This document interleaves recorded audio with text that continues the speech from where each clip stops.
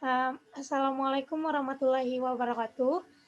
Di sini kami dari kelompok 3, mata kuliah metodologi penelitian yang beranggotakan saya sendiri, Nana Sofia Lazuardi, kemudian ada Siskia Karina Wardah, Siti Aisyah, Aulida Mardiari, Wilda Milati, Fitriani, Winda Febriani, Syahwaruna Dwipa Andiantosa, dan Ira Mawarni. Di sini kami akan menjelaskan mengenai penelitian pengembangan. Untuk penjelasan yang pertama, akan saya serahkan kepada Siskia Karina Wardah.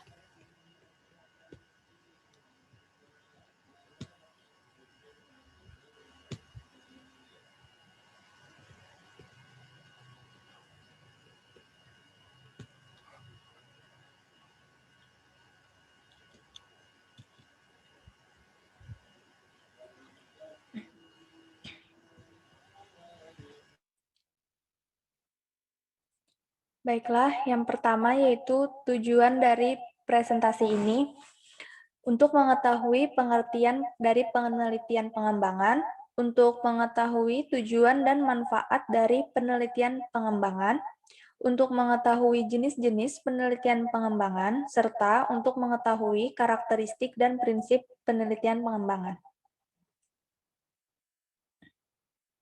Next. Selanjutnya ada pengertian dari penelitian pengembangan. Nah, menurut Gay, penelitian pengembangan itu merupakan suatu usaha untuk mengembangkan suatu produk yang efektif untuk digunakan sekolah dan bukan untuk menguji teori. Adapun menurut Sujadi, penelitian dan pengembangan atau research and development yang sering disingkat R&D adalah suatu proses atau langkah-langkah untuk mengembangkan suatu produk baru atau menyempurnakan produk yang telah ada yang dapat dipertanggungjawabkan. Mungkin itu saja yang bisa saya sampaikan. Saya kembalikan ke moderator.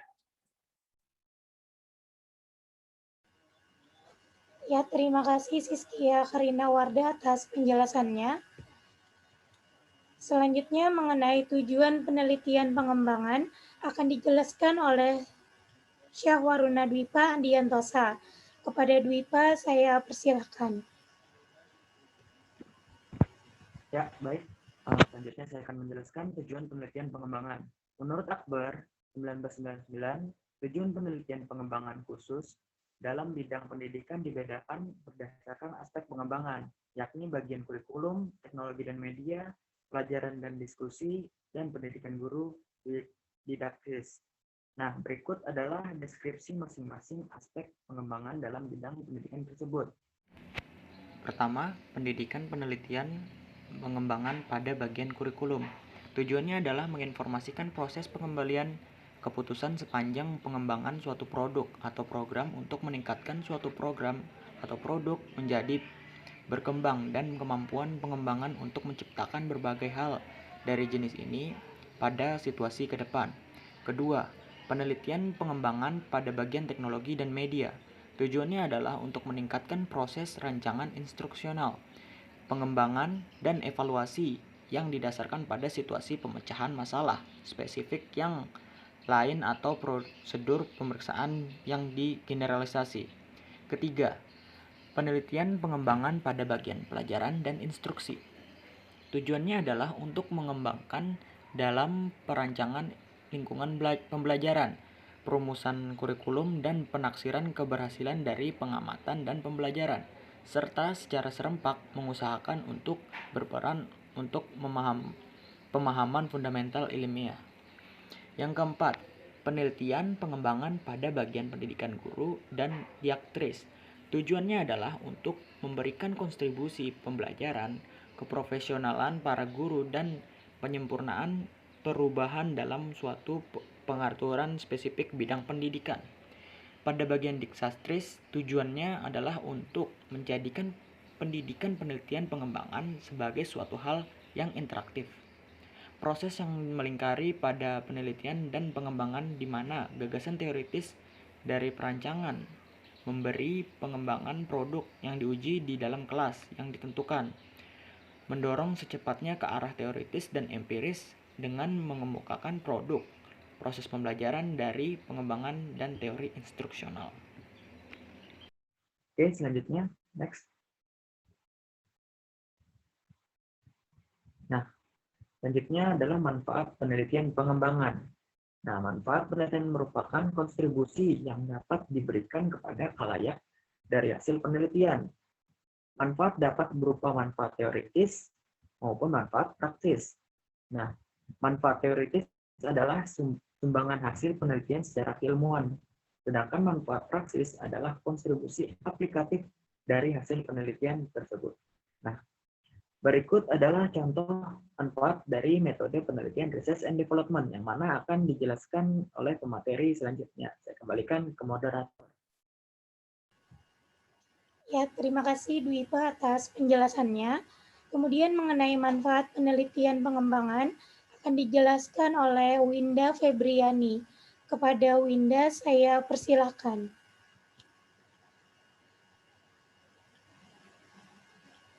Baik, di sini saya akan menjelaskan mengenai manfaat penelitian, di mana ada dua, yaitu manfaat secara teoritis dan manfaat secara praktis. Yang pertama, manfaat teoritis ada dua. Yang pertama, memberikan sumbangan bagi pengembangan ilmu manajemen pendidikan, khususnya manajemen penyelenggaraan, pelatihan, dan pendidikan. Yang kedua, yaitu memberikan sumbangan berupa model manajemen pelatihan IPA terpadu beserta paket pelatihan bagi penyelenggara pelatihan khususnya MGMP IPA SMP. Kemudian manfaat yang kedua yaitu manfaat praktis, memberikan informasi kepada Direktorat Jenderal Peningkatan Mutu Pendidikan dan Tenaga Kependidikan atau Ditjen PMPTK dan Direktorat Jenderal Manajemen Pendidikan Dasar dan Menengah atau Ditjen MPDM sebagai upaya dalam meningkatkan kualitas kompetensi khususnya guru IPA SMP. Kemudian yang kedua yaitu memberikan alternatif model manajemen pelatihan kepada Dinas Pendidikan, Balai Diklat, LPMP, dan MGMP IPA dalam pelaksanaan pelatihan bagi guru. Sekian saya kembalikan ke moderator. Ya, terima kasih Winda atas penjelasannya. Selanjutnya, jenis-jenis penelitian pengembangan akan dijelaskan oleh Wilda Milati. Kepada Wilda, saya persilakan.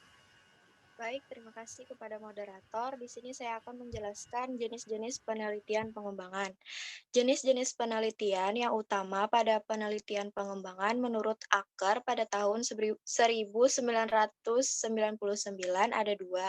Yang pertama, penelitian formatif, di mana aktivitas penelitian ketika melakukan keseluruhan proses pengembangan suatu intervensi yang spesifik mulai dari penyelidikan belajar melalui evaluasi belajar atau sumatif dan formatif, mengoptimalisasi mutu intervensi pada pengujian prinsip-prinsip rancangan.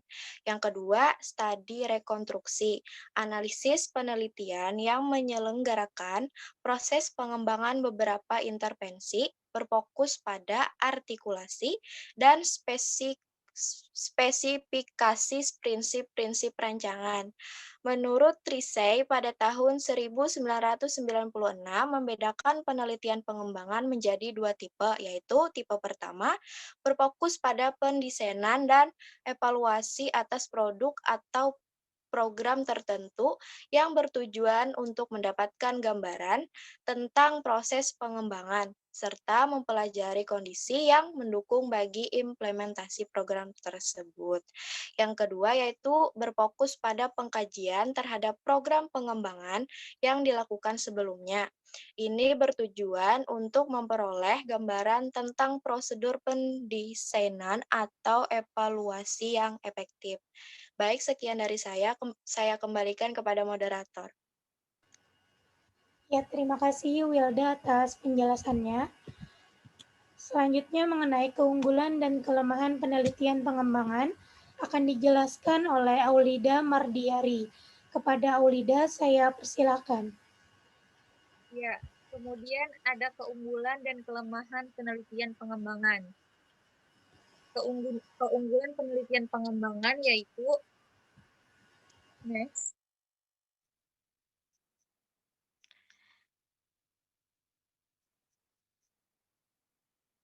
Yang pertama, penelitian pengembangan mampu menghasilkan suatu produk atau model yang memiliki nilai validasi tinggi karena produk tersebut dihasilkan melalui serangkaian uji coba di lapangan dan divalidasi oleh ahli. Yang kedua, penelitian pengembangan akan selalu mendorong proses inovasi produk atau model yang tiada henti, sehingga memiliki nilai sustainability yang cukup baik. Akibatnya, melalui penelitian pengembangan akan ditemukan produk atau model yang selalu aktual sesuai dengan tuntutan kekinian. Yang ketiga, penelitian pengembangan merupakan penghubung antara penelitian yang bersifat teoritis dengan penelitian yang bersifat praktis. Yang keempat, metode penelitian pengembangan merupakan metode yang cukup komprehensif, mulai dari metode deskriptif, evaluatif, dan eksperimen. Sekian saya kembalikan kepada moderator. Ya, terima kasih Aulida atas penjelasannya. Kemudian mengenai kelemahan penelitian pengembangan akan saya jelaskan sendiri. Adapun kelemahan dari penelitian pengembangan, yang pertama, penelitian pengembangan cenderung memerlukan waktu yang relatif panjang karena prosedur yang harus ditempuh relatif kompleks. Kemudian, penelitian pengembangan dapat dikatakan sebagai penelitian here and now sehingga tidak mampu digeneralisasikan secara utuh. Karena pada dasarnya penelitian pengembangan permodelannya pada sampel bukan pada populasi. Kemudian yang ketiga, penelitian pengembangan memerlukan sumber dana dan sumber daya yang cukup besar. Selanjutnya mengenai karakteristik dan prinsip penelitian pengembangan akan dijelaskan oleh Ira Mawarni. Kepada Ira saya persilakan. Ya, terima kasih kepada moderator. Selanjutnya saya akan menjelaskan tentang karakteristik penelitian pengembangan. Jadi menurut Santaya, karakteristik penelitian pengembangan itu terbagi sebagai berikut. Yang pertama, masalah yang ingin dipecahkan adalah masalah nyata yang berkaitan dengan inovasi atau penerapan perangkat belajar untuk meningkatkan kualitas pembelajaran. Kemudian pengembangan model pendekatan dan metode pembelajaran serta media belajar itu digunakan untuk menunjang keefektifan pencapaian kompetensi siswa. Kemudian proses pengembangan produk validasi dilakukan melalui uji lapangan. Selanjutnya pengembangan model, pendekatan metode, dan media pembelajaran perlu didokumentasi secara rapi dan dilaporkan secara sistematis sesuai dengan kaidah penelitian untuk mencerminkan originalitas. Sampai di sana yang bisa saya sampaikan, saya kembalikan kepada moderator. Ya, terima kasih Ira atas penjelasannya. Selanjutnya mengenai langkah pelaksanaan strategi penelitian pengembangan akan dijelaskan oleh Fitriani. Kepada Fitri, saya persilakan. Terima kasih pada moderator. Itu adalah grafik penelitian pengembangan. Pertama ada identifikasi kebutuhan. Lalu ada perumusan tujuan. Habis itu, setelah itu pengembangan materi, lalu penulisan alat ukur keberhasilan, penulisan naskah media, tes uji coba. Jika dilakukan revisi, maka akan kembali ke pengembangan materi, dan selanjutnya.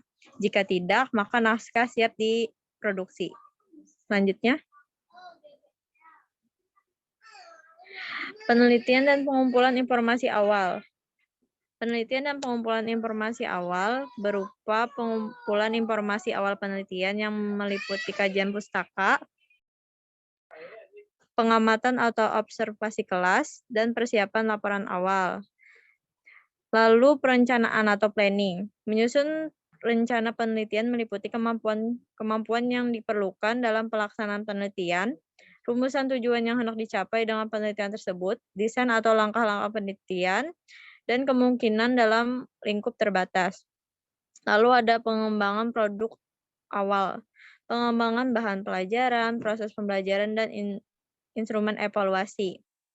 Sedangkan ada uji coba awal. Uji coba awal dilakukan pada 6-12 orang responden terlebih dahulu. Hal ini dilakukan untuk mengantisipasi kesalahan yang dapat terjadi selama penerapan model yang sesungguhnya berlangsung. Uji coba skala kecil mungkin dihadapi dan berusaha untuk mengurangi kendala tersebut pada saat penerapan model berikutnya.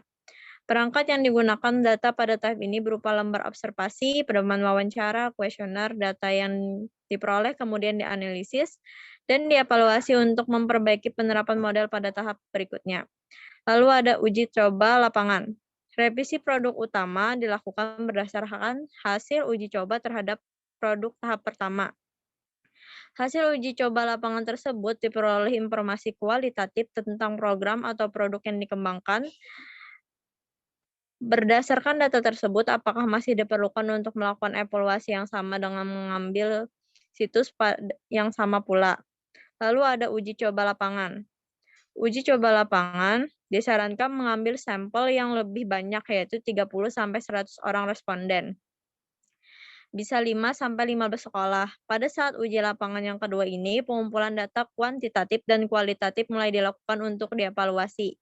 Evaluasi kualitatif dilakukan dengan cara membandingkan hasil yang dicapai dengan tujuan yang diharapkan. Evaluasi kuantitatif dapat dilakukan dengan membandingkan kemampuan antara subjek sasaran pengembangan model dengan subjek lain yang tidak menjadi sasaran pengembangan model atau kemampuan sebelum dan sesudah penerapan model. Lalu revisi produk. Revisi produk selalu dilakukan setelah produk tersebut diterapkan atau diuji cobakan. Hal ini dilakukan terutama apabila ada kendala-kendala baru yang belum terpikirkan pada saat perencanaan. Revisi produk dilakukan untuk menyempurnakan produk hasil uji lapangan. Uji lapangan. Setelah melalui pengujian 2 kali dan revisi juga sudah dilakukan sebanyak 2 kali, implementasi model dapat dilakukan dalam wilayah yang luas dan dalam kondisi yang senyatanya. Implementasi model disarankan mengambil sampel sebesar 40-200 orang responden, 10-30 sekolah. Pada tahap ini, pengumpulan data dilaksanakan dengan berbagai instrumen seperti lembar observasi, interview, dan kuesioner. Data yang diperoleh kemudian dianalisis dan dilaporkan secara keseluruhan. Lalu ada revisi produk akhir. Sebelum produk dipublikasikan ke sasaran pengguna yang lebih luas, maka perlu dilakukan revisi terakhir untuk memperbaiki hal-hal yang masih kurang baik hasilnya pada saat implementasi produk. Diharapkan dengan adanya revisi terakhir ini, produk sudah benar-benar terbebas dari kekurangan dan layak digunakan pada kondisi yang sesuai dengan persyaratan penggunaan produk. Lalu ada diseminasi dan implementasi. Adalah penyampaian hasil pengembangan kepada para pengguna dan profesional melalui forum pertemuan atau penulisan dalam jurnal atau dalam bentuk buku atau handbook. Sekian presentasi dari saya kembalikan ke moderator. Ya, terima kasih Fitriani atas penjelasannya. Kemudian di sini ada contoh proposal yang akan dijelaskan oleh Siti Aisyah. Kepada Aisyah, saya persilahkan.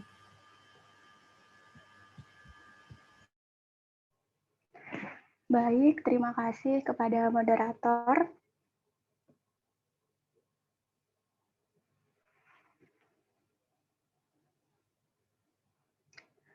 Selanjutnya, kita akan membahas, ini adalah salah satu contoh proposal penelitian pengembangan, di mana berjudul Pengembangan Desain Pembelajaran Matematika untuk Menumbuh Kembangkan Kemampuan Penalaran dan Komunikasi Matematik Siswa SLTP, yang ditulis oleh Dr. Andes Tatang Herman, M.Ed.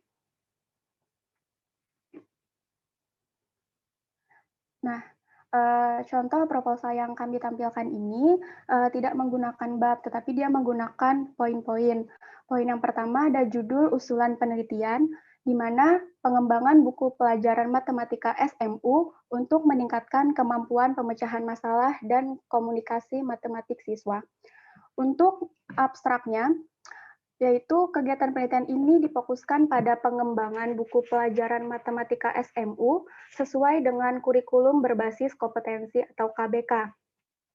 Proses pengembangan ini dilakukan dalam rangkaian kegiatan kolaborasi antara guru, mahasiswa, maupun dosen. Melalui kegiatan penelitian ini diharapkan akan diperoleh buku pelajaran matematika yang relevan untuk menumbuh kembangkan kemampuan pemecahan masalah dan komunikasi matematik siswa SMU. Next. Poin yang selanjutnya ada latar belakang, di mana latar belakang ini mengungkapkan konteks pengembangan proyek dalam masalah yang hendak dipecahkan. Latar belakang yang diambil di sini yaitu isu tentang pemecahan masalah dan komunikasi matematik telah muncul dalam pencaturan pendidikan matematika lebih dari 1 dekade yang silam. Nah, di Indonesia kompetensi ini baru dicantumkan dalam kurikulum sekolah berbasis kompetensi yang belakangan ini sedang diuji cobakan. Nah, masih banyak lagi latar belakang dari penelitian pengembangan ini. Next, untuk rumusan masalahnya, yang pertama ada bagaimanakah bentuk buku pelajaran matematika yang dapat meningkatkan kemampuan pemecahan masalah dan komunikasi matematik. Yang kedua, bagaimanakah buku digunakan dalam proses pembelajaran yang dapat meningkatkan kemampuan pemecahan masalah dan komunikasi matematik. Yang ketiga, bagaimanakah profil siswa dan guru dalam pembelajaran yang dapat menumbuh kembangkan kemampuan pemecahan masalah dan komunikasi matematik. Lalu yang keempat ada bagaimanakah respon siswa terhadap buku pelajaran matematika dan kegiatan pembelajaran yang telah dikembangkan. Poin yang selanjutnya ada tujuan penelitian. Dalam penelitian ini akan dikembangkan buku pelajaran matematika yang dapat dimanfaatkan untuk menumbuh kembangkan kemampuan pemecahan masalah dan komunikasi matematik siswa SMU. Sedangkan tujuan utama dari penelitian ini adalah untuk mengembangkan buku pelajaran matematika yang secara optimal dapat menumbuh kembangkan kemampuan pemecahan masalah dan komunikasi matematika, yaitu kompetensi utama yang diharapkan terrealisasi dalam KBK matematik. Poin yang selanjutnya ada kerangka teoretik penelitian. Nah, kerangka teoretik penelitian ini berisi kerangka acuan yang digunakan sebagai landasan dalam memecahkan masalah atau landasan untuk mengembangkan suatu produk. Nah, di sini ada banyak kerangka teoretik yang diangkat.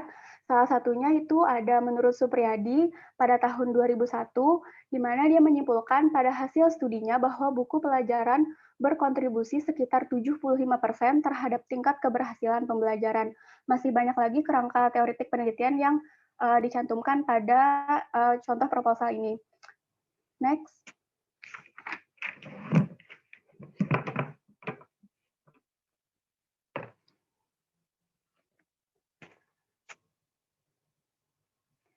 Poin selanjutnya ada desain dan metode penelitian. Yang pertama ada subjek penelitian dan data penelitian. Uji coba penggunaan buku pelajaran matematika akan dilaksanakan di beberapa sekolah di sekitar Kota Bandung terhadap subjek utama yaitu siswa SMU. Sedangkan data yang diperlukan dalam penelitian ini akan dijaring diantaranya melalui studi dokumentasi, observasi kelas, pengisian angket, wawancara, dan tes kemampuan pemecahan masalah dan komunikasi matematik. Yang kedua ada kegiatan penelitian mahasiswa dan pembimbingan. Penelitian ini memayungi 5 anak penelitian untuk mahasiswa. Maka pada tahap awal akan dilakukan memilih 5 mahasiswa yang akan melakukan penelitian untuk skripsi. Mereka akan tertarik pada permasalahan yang akan diteliti. Yang kedua, bersama kelima mahasiswa tersebut menentukan masing-masing anak penelitian sesuai dengan minat dan ketertarikan masing-masing terhadap anak-anak penelitian. Yang ketiga, menetapkan sekolah dan guru yang siap melakukan kolaborasi. Yang keempat, tim penelitian mendiskusikan prosedur dan tahap-tahap yang akan dilaksanakan. Studi ini dikonsentrasikan pada pengembangan buku pelajaran matematika SMU untuk meningkatkan kemampuan pemecahan masalah dan komunikasi matematik siswa. Proses pembimbingan dalam penulisan skripsi terhadap setiap mahasiswa akan dilakukan secara intensif oleh 2 orang dosen pembimbing yang menjadi tim dalam kegiatan penelitian ini. Yang ketiga ada prosedur penelitian, di mana pada bagian ini memaparkan langkah-langkah prosedural yang ditempuh oleh pengembang dalam membuat produk atau mengembangkan suatu produk. Secara keseluruhan, kegiatan penelitian ini akan dilaksanakan dalam 3 tahap. Yang pertama ada tahap analisis kurikulum dan identifikasi buku pelajaran, tahap uji coba buku, serta tahap evaluasi dan penyempurnaan buku. .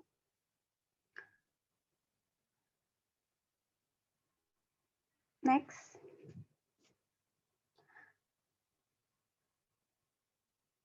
Di sini ada next. Ada alur kegiatan penelitian, lalu selanjutnya ada jadwal pelaksanaan, di mana keseluruhan kegiatan penelitian itu dijadwalkan. Nah, lalu ada perkiraan biaya penelitian.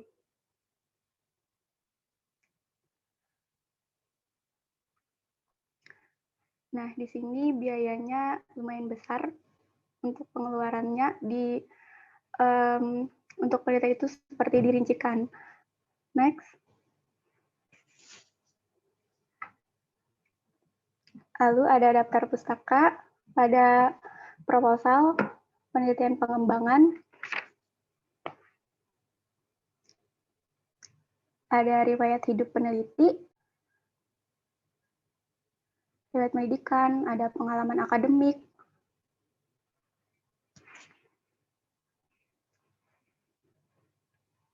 Ya, ada pengalaman penelitiannya.